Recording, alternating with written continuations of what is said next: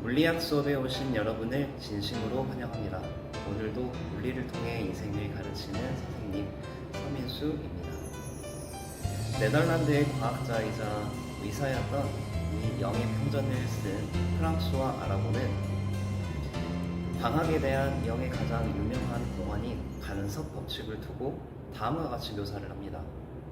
빛에 빛을 더해서 어둠을 만들어낼 수 있을 거나 누가 과연 상상이나 했겠는가? 빛이 어둠을 만들어내는 것처럼 막막한 현실, 어두운 미래에서도 희망의 빛이 존재하고 있다라는 사실을 증명해낸 드라마틱한 영의 삶을 물리학으로 살펴보는 빛의 파동적 성질 1편이에요. 우리가 이전 시간까지 공부했던 물리학은 질량과 전하, 다시 말해 입자에 대한 역학이었습니다. 이 입자들은 자신이 가지고 있는 물리적인 정보, 질량, 운동량, 전하량 이런 것들을 에너지라는 그릇에 담아 힘 F를 매개로 전달하는 주체였죠. 그런데 질량과 형태라는 입자적인 속성이 없는 무언가도 자신이 가지고 있는 정보를 에너지라는 그릇에 담아 전달할 수 있어요. 그 무언가가 바로 웨이브, 파동입니다. 따라서 이번 시간부터 공부하게 될 내용은 우리가 전에 공부했던 물리학과 한이하게 달라요. 그 파동말이 보이는 성질에 대해서 우리가 하나하나 따져볼 겁니다. 일단 입자의 경우에는 마주오며 진행하는 경우에 서로 충돌을 하게 되죠. 서로 충돌을 하게 되면 그 입자들은 서로 주고받는 힘에 의해서 운동량도 바뀌고 그리고 운동, 에너지도 바뀌는 충돌하게 되면서 서로가 서로에게 영향을 끼칩니다. 그런데 파동의 경우에는 마주오며 진행하는 경우에 충돌이 아닌 중첩을 하더라.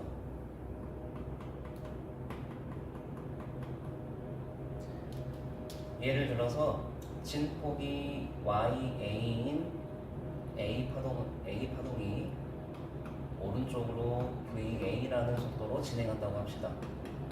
여러분, 진폭이라는 것은 진동 중심으로부터 최대 편의까지의 길이였죠. 선생님이 설명의 편의상 펄스 형태를 그려서 할게요. 이거는 주기적인 파동이라 말하기 힘든 펄스입니다. 그 다음에 오른쪽에서는 진폭이 YB인 파동 B가 왼쪽으로 VB라는 속도로 움직이고 있어요. 서로 마주오는 두 판은 충돌하는 그 시기에 부딪히지 않고 중첩이 됩니다. 다음처럼. 중첩이라는 건 합쳐진다는 거죠. 중첩될 때 합성되는 파의 진폭은 중첩되기 전에 파동의 진폭을 합친 값과 똑같아요. 네, 이처럼 파동이라는 것은 마주오며 진행할 때 충돌하지 않고 중첩을 한다. 중첩이라는 건 진폭의 합성이라고 생각하시면 돼요. 그런데 이렇게 중첩이 일어나는 동안 각 파동의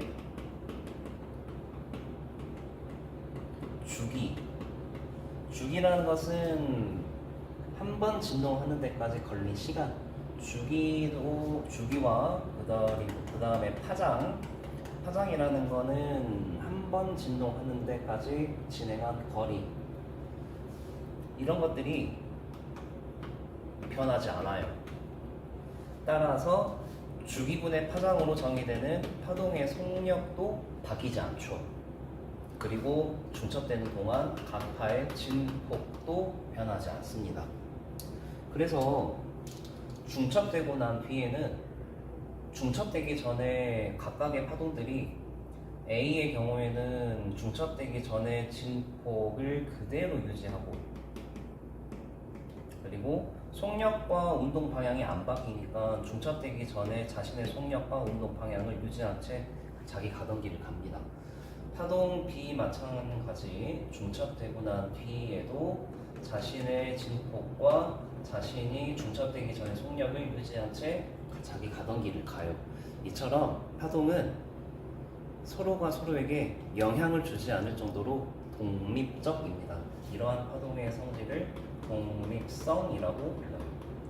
입자가 아닌 파동만이 갖는 고유한 성질이고, 이 중첩과 독립성에 의해서 파동만이 보이는 현상, 바로 간섭입니다.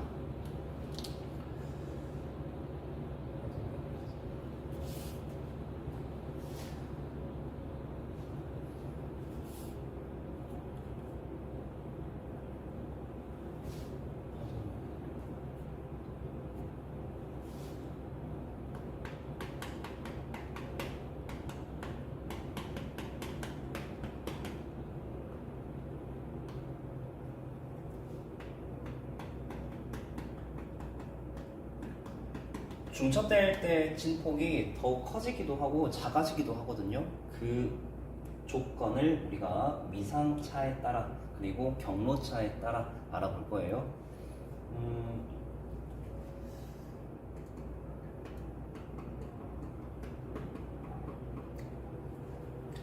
일단 위상이라는 개념을 정리하고 넘어갑시다. 보통 진폭과 비슷하다라고 여기는데요. 진폭과 위상은 분명히 달라요. 진폭의 경우에는 선생님이 아까 여러분에게 설명했듯 진동의 중심으로부터 최대 변이까지의 길이, 즉 진폭이라는 것은 공간 개념이고, 위상의 경우에는 진동의 타이밍입니다. 예를 들어서 어떤 파가 진동의 중심으로부터 최대 양의 변이를 찍었을 때, 다시 말해 마루를 찍었을 때 다른 파동도 그 타이밍에 마루를 찍고, 어떤 파동이 고를 찍었을 때 다른 파동도 같이 고를 찍는 그 타이밍이 유사한 두 파동의 위상은 같다라고 표현하거든요. 그래서 위상은 진동의 타이밍이기 때문에 시간 개념으로 설명하는 물리량이에요. 자, 그러면 위상차에 따라 진폭이 커지는 경우와 작아지는 경우를 보겠습니다.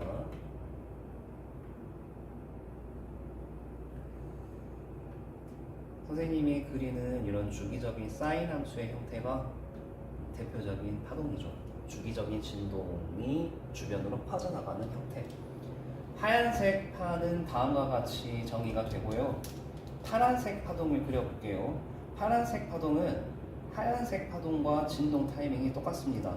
하얀색이 마루를 찍을 때 파란색도 그 타이밍에 마루를 찍고, 하얀색이 고를 찍을 때 파란색 파동도 고를 찍고,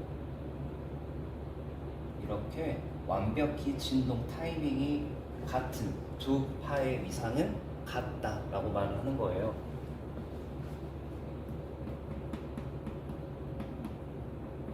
이처럼 같은 위상의 두 파동이 중첩되면 어떻습니까? 진폭이 두 배로 커지겠죠? 진폭이 커집니다. 이렇게 진폭이 커지는 간섭을 보강 간섭이라고 부르며, 주황색의 파동을 정의할게요. 주황색은 하얀색이 마루를 찍을 때 고를 찍고, 하얀색이 고를 찍을 때 마루를 찍고, 이렇게 진동의 타이밍이 완전히 어긋나 있는 파입니다. 하얀색과 주황색의 경우에는 위상이 완전히 반대예요. 이처럼 반대 위상의 두 파가 중첩이 되는 경우에는 진폭의 크기가 줄어들겠죠. 이렇게 진폭의 크기가 줄어드는 간섭을 상쇄 간섭이라고 하는 겁니다.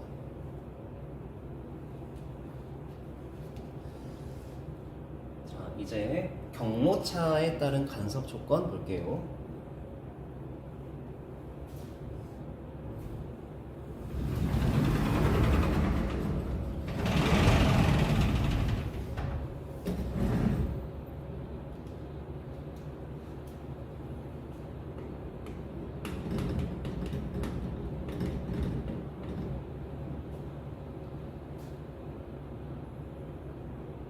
S1 위치 그리고 S2 위치 두 곳에서 두 개의 파동이 동시에 진행을 하여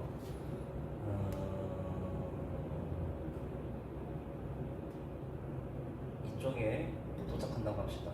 P지점. S1에서 진행한 파는 P까지 이만큼 경로로 진행을 할 거고, S2에서 진행하는 파는 이렇게 진행을 하겠죠. 두 파의 진행의 경로차가 어떤지에 따라 보강 간섭과 상쇄 간섭이 결정이 됩니다. 일단 전제 조건을 두 파의 위상이 같을 때라고 가정할게요.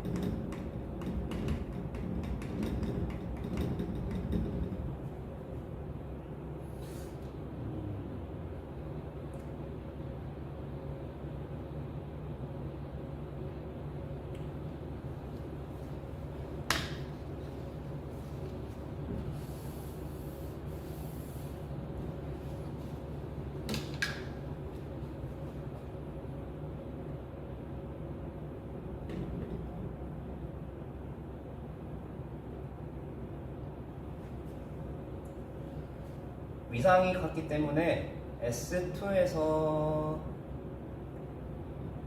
이렇게 진행을 한다면 같은 타이밍으로 S1에서도 이렇게, 그 다음에 S2에서 이렇게 진행하면 S1에서도 같은 타이밍으로 이렇게.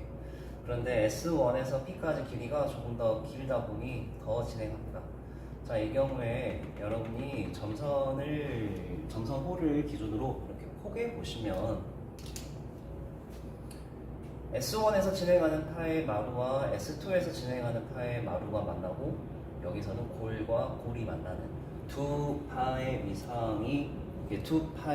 위상이 같게끔 중첩이 되죠. 이런 경우에는 두 파가 무슨 간섭을 한다?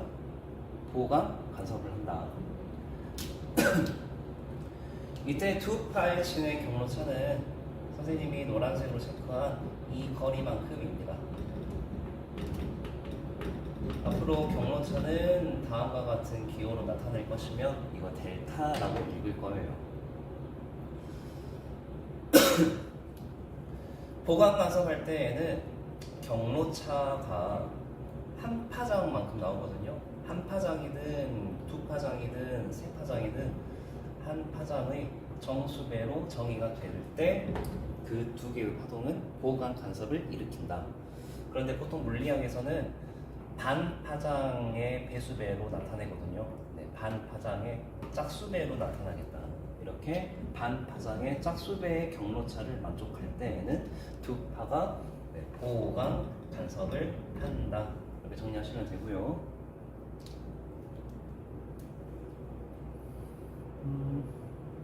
상쇄 간섭 봅시다. 이제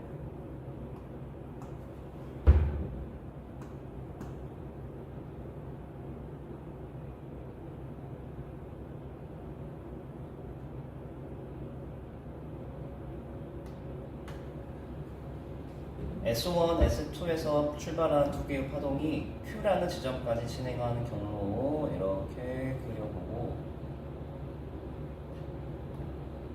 역시 같은 위상으로 두 파가 출발하니까 S2에서 이렇게 진행하는 동안 S1에서도 같은 타이밍으로 진행, S2에서 이렇게 진행하는 동안 S1에서도 이렇게 진행. 그런데 S1에서 Q까지가 더 길다 보니 한 번 더 갑니다. 이때에도 점선호를 축으로 이렇게 포개 보시면, 이 경우에는 S1에서 진행한 파의 골과 S2에서 진행한 파의 마루가 만나고, 여기서는 마루와 골이 만나요.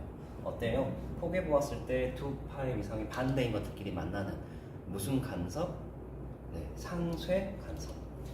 이때의 경로차는 어떻게 정의가 되냐면 이만큼입니다. 이만큼. 이거는 반파장의 어떤 배수배가 나오겠죠? 이런 느낌으로 이제 반파장의 배수로 나타나게 될 텐데, 이것도 이제 우리는 일반적인 표현 반파장의 어떤 배수를 나타내자면 반파장의 홀수배로 표현이 됩니다. 이렇게 두 파의 경로차가 반파장의 홀수배로 전개되는 상황에서는 두 파가 상쇄 간섭을 한다. 여러분 여기에서 m이라는 이 물리량은 차수라고 부르는 것이고 얘는 정수예요. 그래서 0부터 1, 2 이렇게 시작하는 숫자를 넣어주시면 되는 겁니다. 네, 여기까지가 경로차에 따른 간섭의 조건이에요.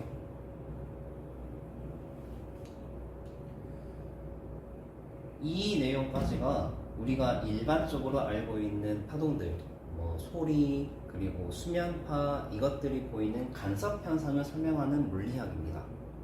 그런데 이런 파동의 역학을 그대로 따르는 게 바로 빛이었다라는 거죠. 빛.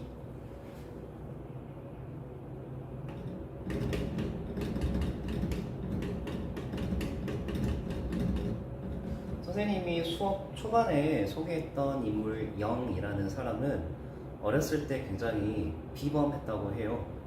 2살 때는 글을 유창하게 읽었고 4살 무렵에는 그 두꺼운 성경을 2번이나 완독했답니다. 그리고 10대에는 성경의 일부를 13개의 언어로 번역했다고도 해요.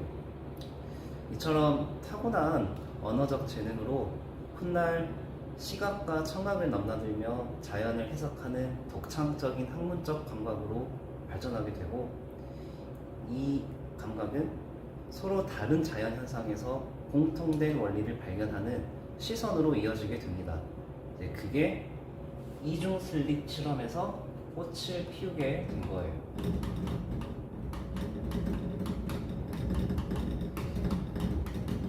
영이 이 실험을 했었던 당시에는 뉴턴이 활발하게 활동했던 시대였습니다.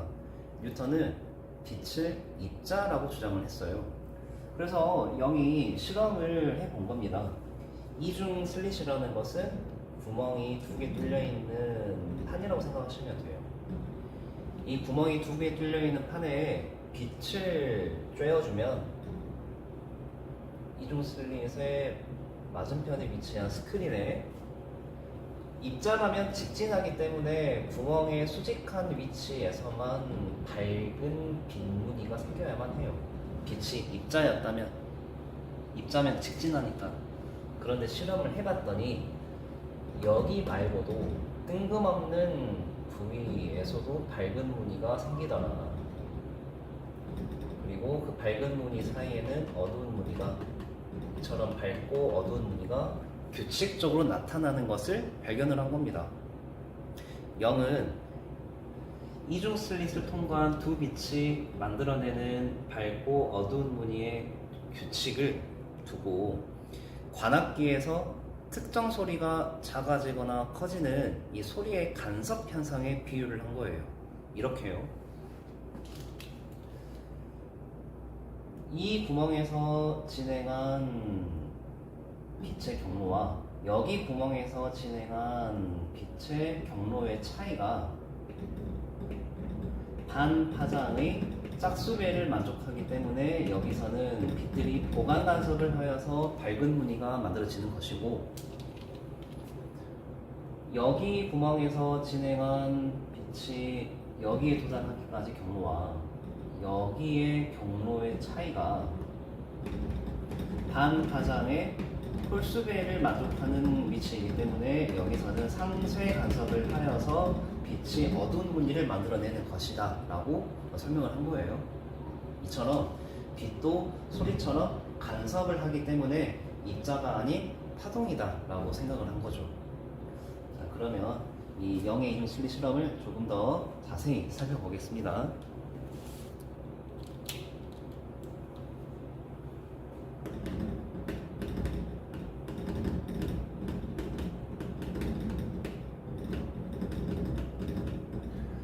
스크린의 중앙 쪽을 보시면 이 이중 슬릿 중앙의 수선 쪽에 위치한 이 중앙의 밝은 무늬가 왜 생기느냐? 자, 그 이유는 보세요, 여러분. 수색 걸려야 될 거고요. 하얀색으로 이 구멍에서 중앙까지 그리고 이 구멍에서 이 중앙까지 진행하는 경로가 똑같습니다.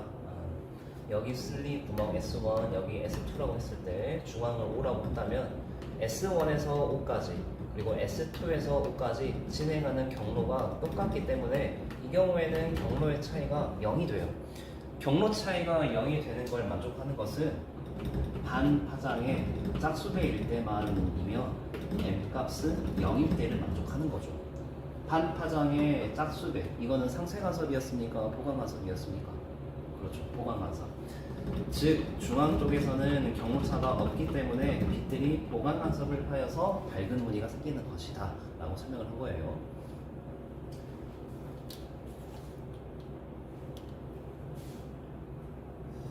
자, 그러면 본격적인 분석을 하기에 앞서서 여러분이 꼭 알아야 될 규칙을 소개하겠습니다.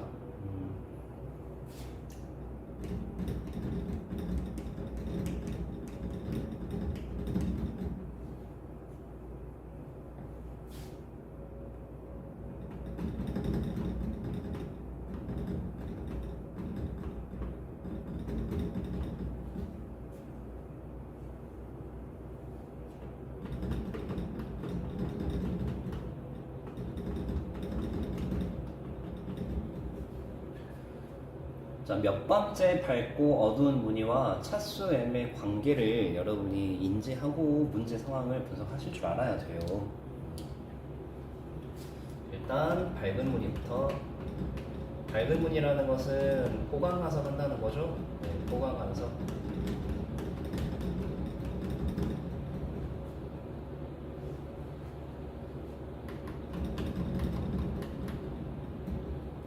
밝은 무늬, 다시 말해 보강간섭 할 때에는 차수가 0일 때에는 그 중앙 보강간섭, 중앙 밝은 무늬라고 워딩을 하는 거예요. 그리고 차수가 1일 때부터 카운팅하는 겁니다. 차수가 1인 위치는 첫 번째 밝은 무늬라고 이름을 짓는 것이고, 차수 2일 때는 두 번째 밝은 무늬, 이런 식으로 카운팅하는 거예요. 자, 이제 어두운 무늬, 상쇄간섭 봅시다. 어두운 무늬의 경우에는 카운팅의 기준이 달라져요.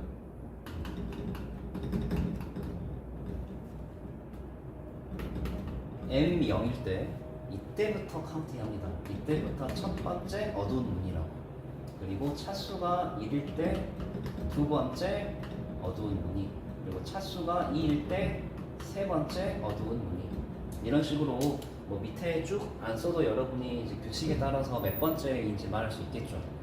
네, 이걸 토대로 우리가 본격적으로 스크린상에 나타난 몇 번째 밝고 어두운 무늬의 경로차를 정의할 겁니다.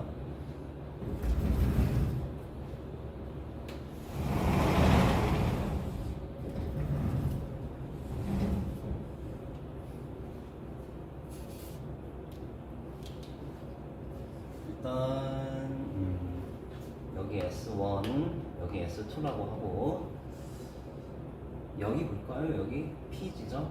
여러분 P 지점은 이제 여기가 일단 이거부터 밝은 무늬가 생기는 곳이에요? 어두운 무늬가 생기는 곳이에요? 네, 밝은 무늬. 즉 밝은 무늬이기 때문에 여기에서는 보강간섭입니까? 상쇄간섭입니까? 그렇죠. 보강간섭.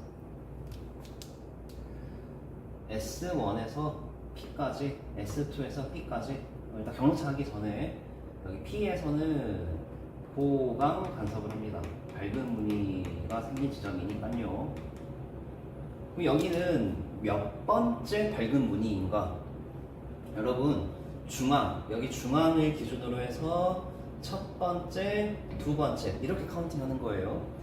마찬가지로 여기를 대칭하여서 여기 첫 번째, 두 번째 밝은 무늬라고 하는 겁니다.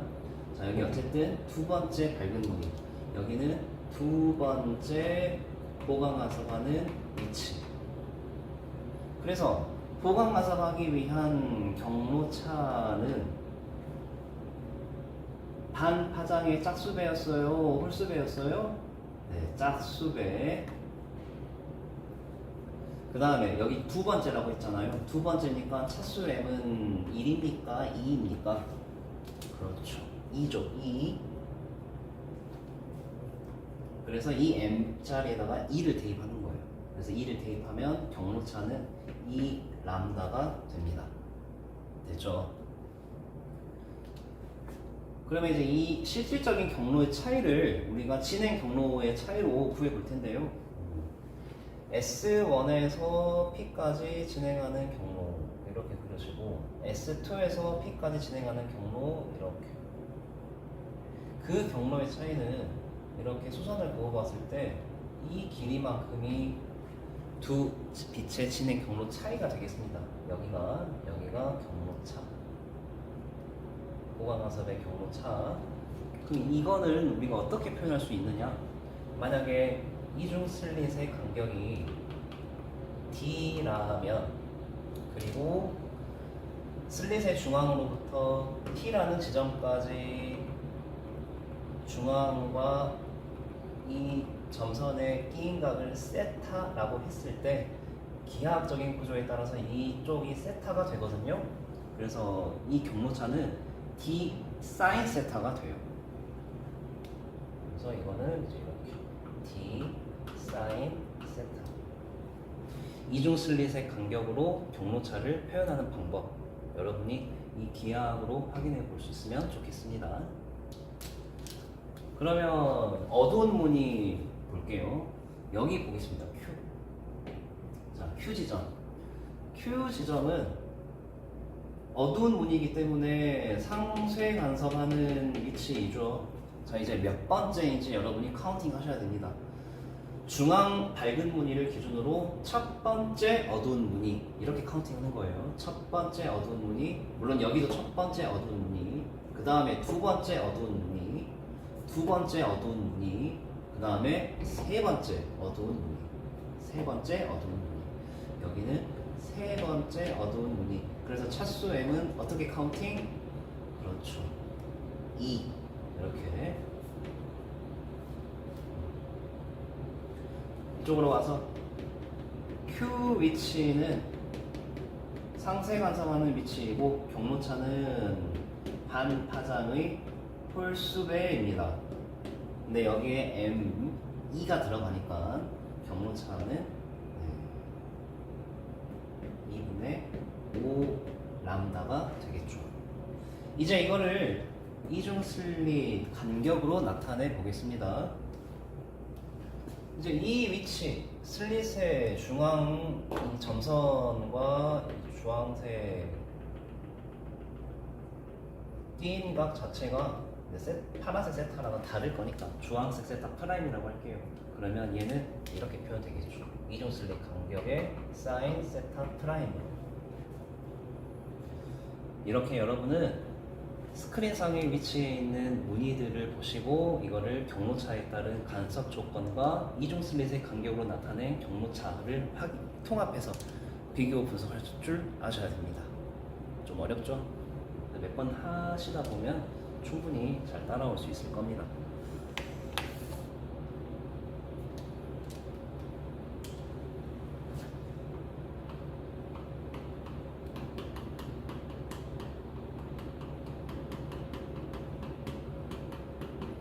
이웃한 무늬 사이의 간격. 이거는 이것을 물어보는 거예요.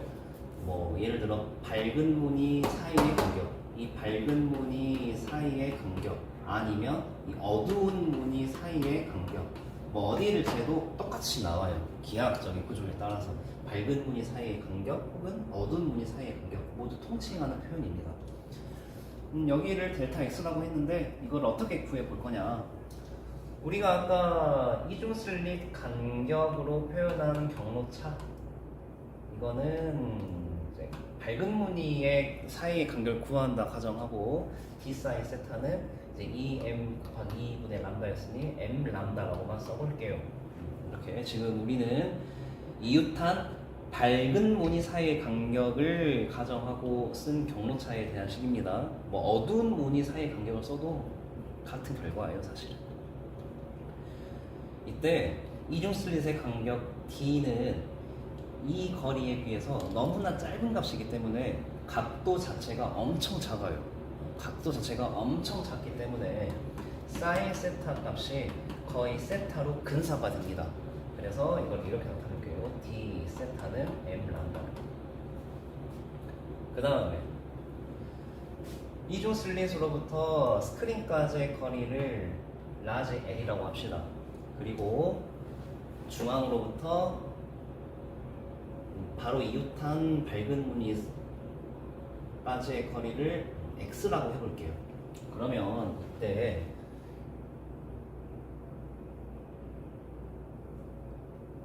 여기 각도를 세타라고 한다면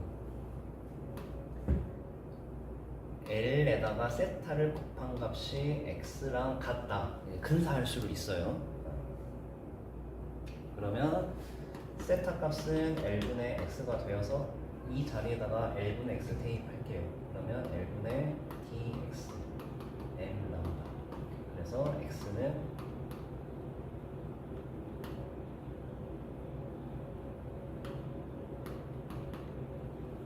이렇게 우리가 구하고 싶은 거 이웃한 무늬 사이의 간격입니다. 이웃한 무늬 사이의 간격이기 때문에 여기 차수를 뭐 m이라고 하면 바로 이웃한 곳은 m 플러스 1이 되겠죠. 그래서 m과 m 플러스 1의 차이는 그냥 1이 되기 때문에 이거 날라갑니다. 따라서 이웃한 무늬 사이의 간격은 이중 슬릿의 간격분의 스크린까지의 거리 L과 이중 슬릿을 통과하는 빛의 파장값으로 결정이 돼요. 그래서 여러분이 기억해야 될 관계는 이 무늬 사이의 간격은 이중 슬릿의 간격이 좁으면 좁을수록 벌어지고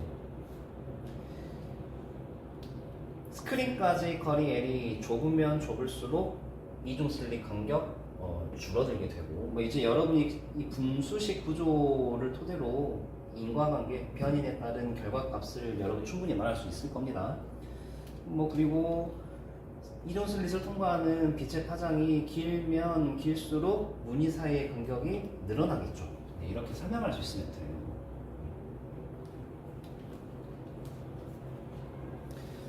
네, 여기까지가 이제 영이 실제 실험을 하고 거기에 대한 분석 결과였습니다. 이제 이거를 이제 런던의 베이커 강연에서 발표를 하죠. 실제로 빛이 간섭하는 사례를 우리가 보면서 마무리하도록 합시다.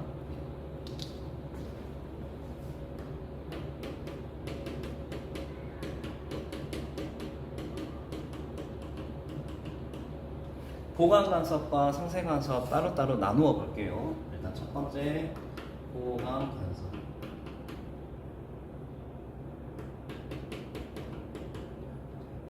여러분 공기 비눗방울을 이렇게 불게 되면 비누막에 무지갯빛 무늬가 관찰되는 거 다들 아실 겁니다.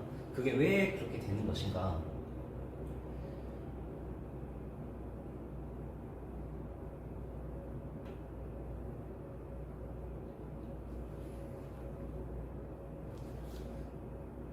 공기 이거 비눗방울이에요. 비눗방울인데 여기가 비누막 그리고 비누막을 경계로 여기 위아래는 공기. 공기에서 비누막으로 빛이 비스듬히 진행합니다.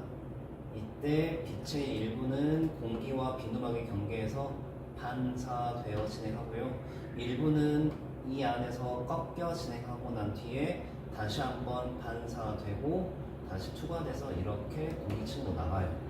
이게 이 공기에서 한번 반사된 빛과 여기에서 투과되어서 반사된 빛이 우리의 눈으로 들어와 가지고 간섭을 일으키는 거예요. 자, 이때 이 빛과 이 빛의 경모차는 지금 선생님이 그리고 있는 노란색 V만큼입니다. 이 경모차가 내가 비누막을 보는 각도 그리고 비누막의 두께에 따라서 바뀌겠죠. 이것들에 의해서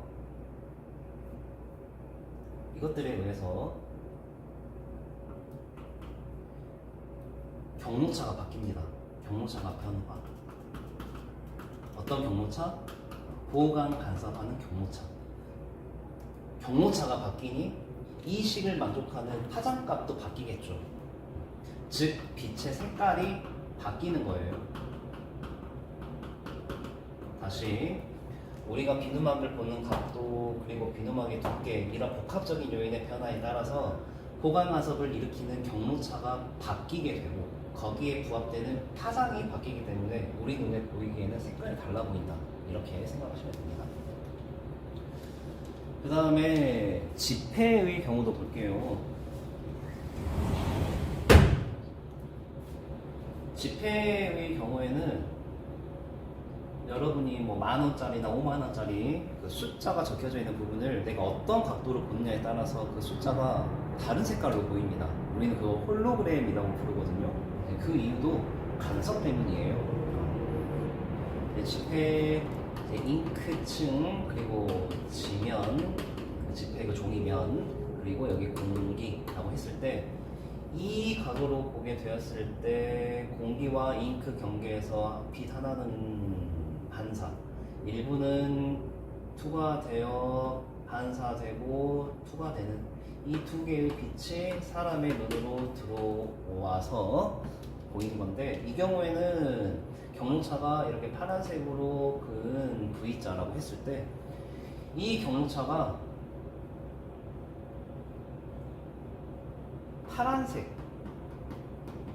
파란 빛의 파장이 보강 간섭을 일으키는 경로차의 조건에 부합해서 우리 눈에 파란색의 글자로 보인다라고 생각하시면 되고요.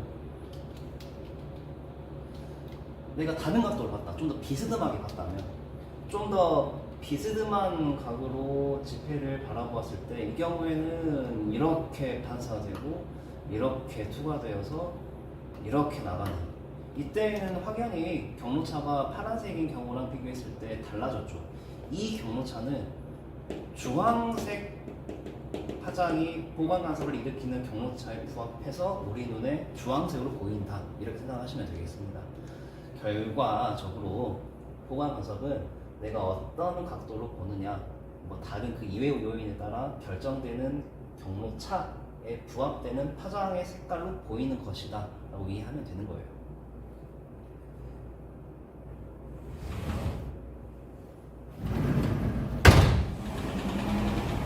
그 다음에 모르포 나비라고 나비의 날개의 이 푸른빛은 잉크로는 절대 구현할 수 없다고 합니다.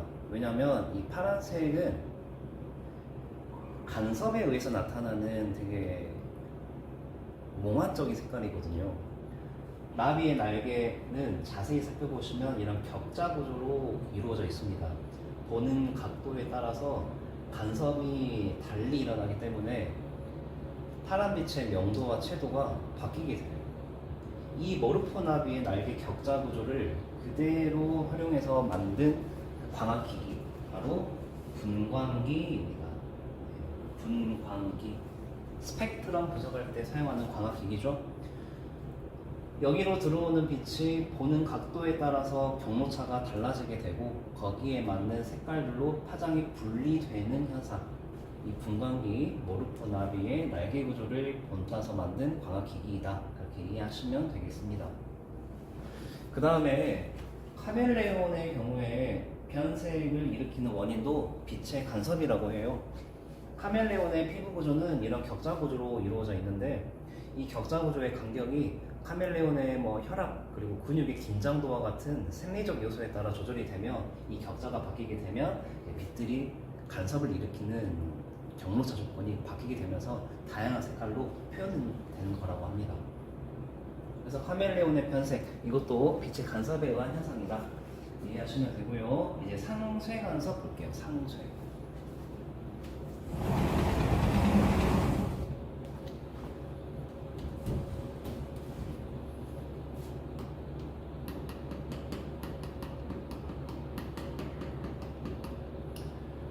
대표적으로 무반사 코팅 렌즈를 상쇄 간섭의 예시로 듭니다.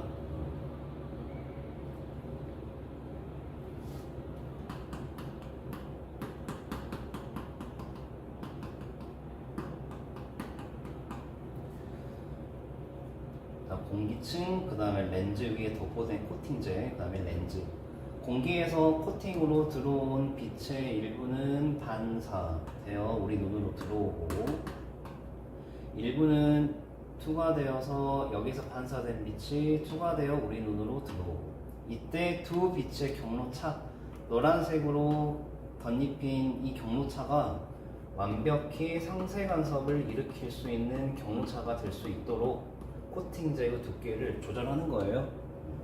그래서 무반사 코팅 렌즈의 경우에는 안경 바깥에 보았을 때 빛번짐이라는 이런 현상들이 발생하지 않는 무반사 코팅 렌즈, 빛의 상세 간섭을 활용한 사례이다.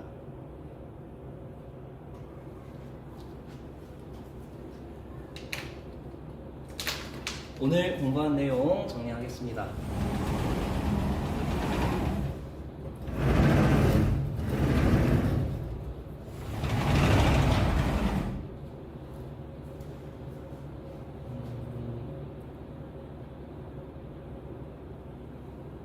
두 파의 위상이 같을 때는 보강 간섭, 두 파의 위상이 반대일 때는 상쇄 간섭한다는 거 정리하시고요. 경로차에 따라 반파장의 짝수배일 때에는 보강 간섭, 반파장의 홀수배일 때에는 상쇄 간섭.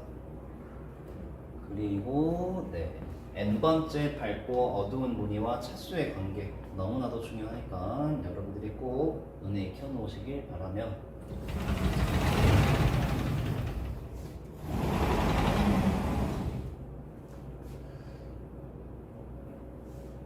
이거 스크린 상에 나타난 무늬들